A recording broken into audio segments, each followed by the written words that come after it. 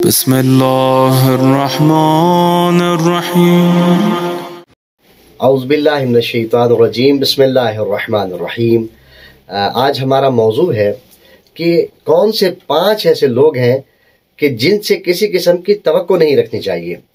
ہم ہر آدمی سے توقع نہیں رکھ سکتے، ہر آدمی آپ کے مسئلے کا حل نہیں کر سکتا، ہر آدمی جو ہے وہ آپ کے ساتھ تعاون نہیں کرتا۔ ہر وہ آدمی آپ کے ساتھ تعاون کرے گا جس میں کہ 5 صفات پائی جائیں، اور یہ 5 صفات جس کے اندر نہ پائی جائیں وہ آپ کا معاون نہیں ہو سکتا، لہذا اس سے توقع نہیں رکھیں۔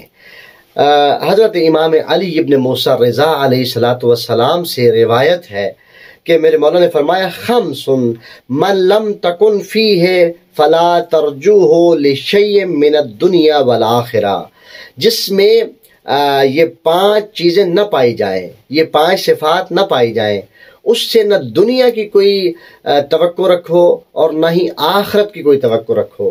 پہلی چیز کیا ہے؟ من لم تعرف الوثاقۃ فی ارومتہ، یعنی جس شخص کے اندر یہ 5 چیزیں ہیں اس میں سے پہلی چیز کیا ہے؟ اس میں پہلی چیز ہے کہ جس میں اعتماد نہ پایا جاتا ہو۔ صاحب اعتماد سے سوال کرو، جو خود ہی کنفیوز ہو اس سے آپ سوال کر کے اپنے آپ کو شرمندگی کے علاوہ کچھ نہیں دلا پائیں گے۔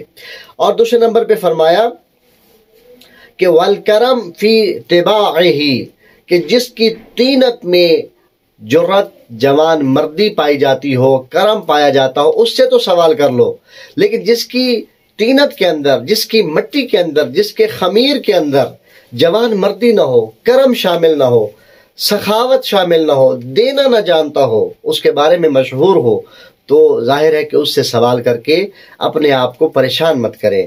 اور تیسرے نمبر پہ ورثانہ فی خلقہ، یعنی جس کے اخلاق میں پختگی نہ پائی جاتی ہو، جس کا اخلاق پختہ ہو، اچھا اخلاق ہو، جیسا کہ اللہ کے رسول کے بارے میں قرآن کہہ رہا ہے انک لعلی خلق عظیم، اے رسول کریم آپ اخلاق عظیم کے مالک ہیں۔ یعنی جس کا اخلاق اچھا ہو اس سے تو انسان سوال کر سکتا ہے، لیکن جس کا اخلاق اچھا نہیں اس سے سوال نہیں کیا جا سکتا۔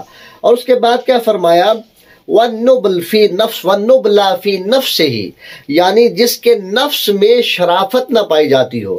بعض لوگوں کی طبیعت ہوتی ہے کہ وہ نفسانی طور پر شریف نہیں ہوتے، شیطان طبیعت کے مالک ہوتے ہیں، ایسے شخص سے کوئی بھی توقع رکھنا یہ بالکل درست نہیں ہے، نہ دنیاوی فائدہ ہوگا اور نہ ہی اخروی فائدہ ہوگا۔ اس کے بعد فرمایا والمخافۃ لربہ، جس کے وجود میں خدا کا خوف نہ ہو، جس کے وجود میں خدا کا خوف پایا جاتا ہو، یقیناً وہ شخص ہی آپ کی مدد کرے گا۔ تو کوشش کریں کہ یہ 5 صفات ان کو یاد رکھ لیں، اور جب بھی آپ کو اللہ نہ کرے کہ کسی کے سامنے سوال کرنا پڑے، لیکن انسان ہے، کسی نہ کسی کا محتاج ہے، سوال کرنا پڑتا ہے، جب سوال کرنا پڑے تو یہ 5 صفات دیکھ لیجئے۔ اگر یہ 5 صفات اس کے اندر پائی جاتی ہیں، یا ایک صفت ایسی پائی جاتی ہے جس کی جانب آپ متوجہ ہیں، آپ دیکھ رہے ہیں مولا کے فرمان کے مطابق، اور یہ حدیث